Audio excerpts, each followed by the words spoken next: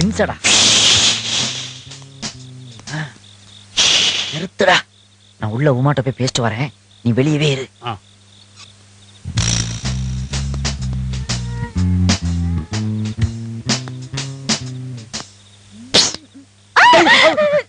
நான் வந்திருக்கேன். இந்த நேரத்துல இங்க இருக்க வந்த? இதுக்கெல்லாம் நேரம் காலம் தேவையில்லை உமா, அவ்வளவு டென்ஷனான விஷயம். மாணிக்கம், மரியாதை வெளியே போ. இந்த வீட்டுல ஒரு எரிமலையே வெடிக்க போகுது. அது நாளை காலையில வெடிக்கட்டும், முதல்ல நீ வெளியே போ. ஐயோ, உனக்கு எப்படி புரிய வைக்கிறதுனே தெரியலையே. நீ சொன்னா கேட்க மாட்டேன். வாய மூடி.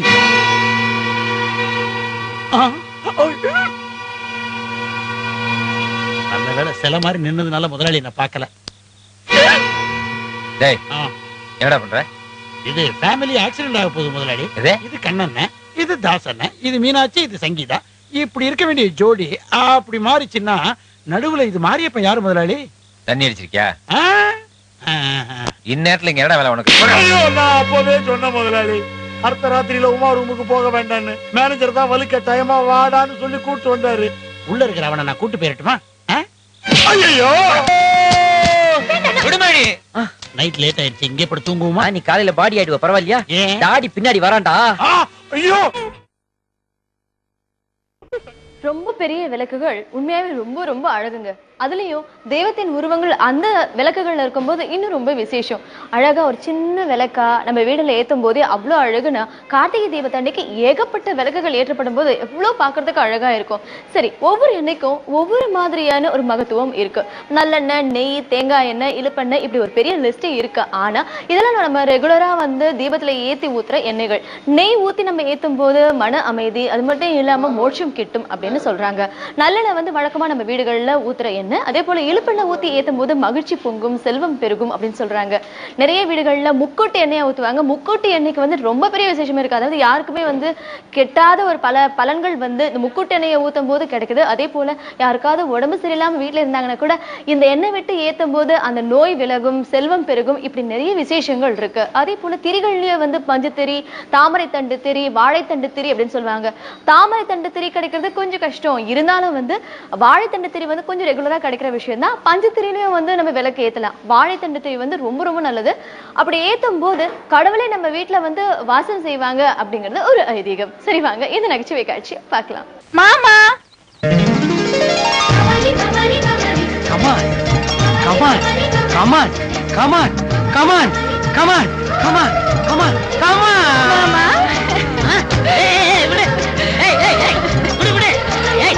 சந்தோஷமா இருக்க தெரியுமா மாமா?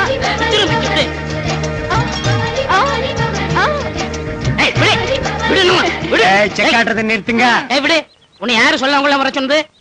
நீ என் தாய் மாமா, உன்னை கட்டி போற வேணா சொல்லிட்டா வருவா. வெட்டிக்கிற போறியா?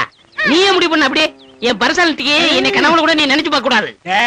உன் ரேஞ்சுக்கு இது ரொம்ப பெரிய வார்த்தைடா மாமா. நான் வயசுக்கு வந்ததுல இருந்து உன்னையே நினைச்சிட்டு இருக்கேன். தம்பி, கட்டிக்கிட்டா உங்களதான் கல்யாணம் பண்ணிப்பேங்கிறா, இல்லன்னா யாரையாவது குடிச்சு செத்துருவேங்கிறா. ஏதாவதுன்னா பிராண்டி விஸ்கியா? இல்லங்க, விஷம். ஆடா, அதெல்லாம் ஓல்ட் டைப்மா. சைலடி வாங்கி ஆத்தாடு மகன் சப்பிட்டு செத்து போயிருங்க.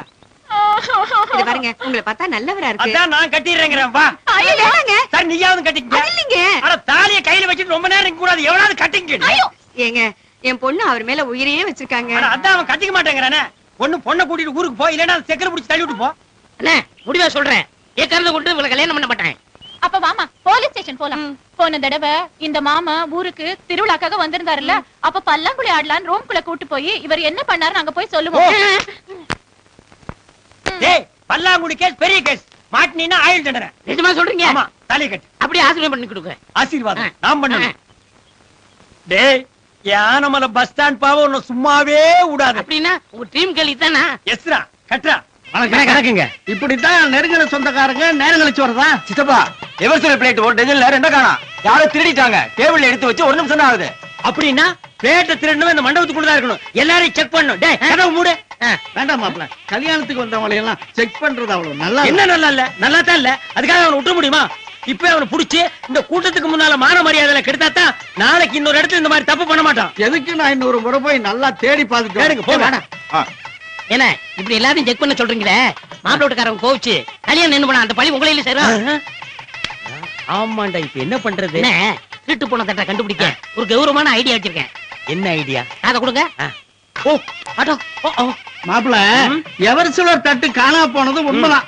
ஆனா அதுக்காக யாரையும் செக் பண்ண வேண்டாம்னு என் பொண்ணு சொல்றான். இல்லம்மா, தட்டை கண்டுபிடிக்கிறதுக்கு நான் வேற ஐடியா பண்ணிருக்கேன். வேணாங்க, என் கல்யாணம் அதுமா இப்படி நடக்கிறது எனக்கு என்னமோ விஷ பரீட்சையா தோணுது. நோ, அது எந்த பரீட்சையா இருந்தாலும் அதுல நான் ஸ்கோர் பண்ணி ஃபைனல் டச் கொடுக்காம விட மாட்டேன். நீ கல்யாணம் பொண்ணு கொண்டு வந்து ரூம்குள்ள போய் கிட. டேய் வாத்திய கோஷ்டி, கொஞ்ச நேரம் ஸ்டாப்புங்கடா. மகாஜனங்களே, மகாஜனங்களே, உங்க எல்லாருக்கும் ஒரு மேட்டர் ஓபன் பண்ண போறேன். இந்த கல்யாண வீட்டுல எவனோ ஒருத்தர் 2 சில்வர் பிளேட்டை திருடிட்டான். அது சாதாரண பிளேட் தான் விட்டுலாம் நான் சொன்னேன். ஆனா இந்த பெரிய மனுஷன் விட மாட்டேங்கிறான். அதனால அந்த இருக்க பூஜை ரூம் அது இந்த ஆளோட தான். நான் 2 நிமிஷம் லைட் ஆஃப் பண்ணுவேன். இந்த 2 நிமிஷம் கேப்ல எவன் தட்டை திருடினானோ அவன் அந்த ரூம்ல எடுத்துட்டு போய் வச்சிட்டு வந்தீங்க நின்னா உங்களுக்கு கௌரவம். இல்ல மக்களை நாரி போயிடும், நாரி. 2 நிமிஷம் கேப் இருட்டு, திருநவங்க யூஸ் பண்ணிக்கங்க. Light off. ஏண்டா, அந்த ரூம் பக்கம் யாராவது போற மாதிரி தெரியுதா? யாரும் நடந்து போற மாதிரி சத்தம் கேக்கு. கதவு திறக்கிற மாதிரியா இருக்கு. மறுபடியும் கதவை சத்திட்டு வர மாதிரியா இருக்கு. எப்படி நம்ம ஐடியா ஒர்க் அவுட் ஆகி போச்சுல? இது உங்க ஐடியாவா? ஐடியா கொடுத்தவன்ட்ட கூச்சம்னா சொல்றீங்களே. சரிடா, 2 நிமிஷம் ஆச்சான்னு பாரு. ஆச்சுண்ணே. Light on. 100% ஓகே. நேரா ரூமுக்கு போங்க, தட்டு இருக்க எடுத்துட்டு வாங்க. பரவாயில்லங்க, நல்ல ஐடியா பண்ணி கல்யாணம் நின்னு போகாம எல்லாருடைய கௌரவத்தையும் காப்பாத்தி. இதெல்லாம் நமக்கு சர்வ சாதாரண சப்ப மேட்ரு. ஏண்டா, சாதாரண எவர் சில்வர் தட்டு போனா போகட்டு விட்டுறலான்னு சொன்னேன். ஆனா நீ 2 நிமிஷம் லைட் ஆஃப் பண்ண வச்சு இப்ப என் பூஜை ரூம்ல வச்சிருந்த இவ்வளவு பெரிய வெள்ளி குத்து விளக்கு 2 எவ்வளவு திருடிட்டு போயிட்டான்டா. போனா போட்டுமா, 2 குத்து விளக்கு தாமா. இல்லப்பா, உங்க குடும்ப விளக்கு அணைச்சிட்டாங்கப்பா. நீ வேற 2 விளக்கு தனியா வச்சிருந்தியா? வாய மூடியா. நீ லைட் ஆஃப் பண்ண சொன்ன அந்த 2 நிமிஷம் கேப்ல எவனோ ஒருத்தன் வந்து எனக்கு எடுத்துட்டா. கின்னர்ஸ் ரெக்கார்டர்.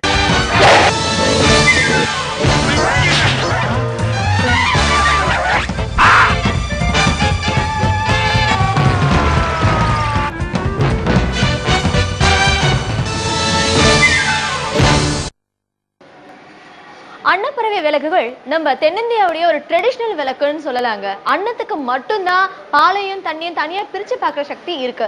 இந்த விளக்குகளை நம்ம வீடுகளில் வச்சு ஏற்றும் போது நல்லது எது கெட்டது எது நம்ம வாழ்க்கைக்குன்னு தெரிஞ்சு அதுக்கு ஏற்றபடி செயல்படுறதுக்கான ஒரு சக்தி நமக்கு கிடைக்கும்னு சொல்றாங்க. அதே போல குத்து விளக்குகள்லயும் நிறைய விதவிதமான குத்து விளக்குகள், காமாட்சி அம்மன் விளக்குகள், ஐயப்பன் விளக்குகள், கேரளா ட்ரெடிஷனல் தீபம், இப்படி நிறைய விளக்குகள் இருக்குங்க. ஆனா இப்ப இந்த வருஷத்துடைய